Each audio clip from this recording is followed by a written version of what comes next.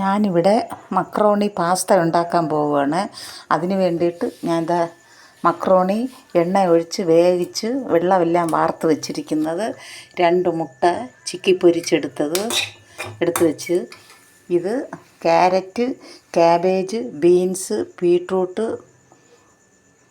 Cauliflower, capsicum, ബീട്രൂട്ടില്ല, ഇഞ്ചി പൂണ്ട് പേസ്റ്റ്, ഇഞ്ചിയും വെളുത്തുള്ളിയും എല്ലാം കൂടെ വഴറ്റി നല്ലവണ്ണം വഴറ്റി വെച്ചിരിക്കും. ഇനി ഇതിലേക്ക് മക്രോണി ചേർത്ത് കൊടുക്കുക.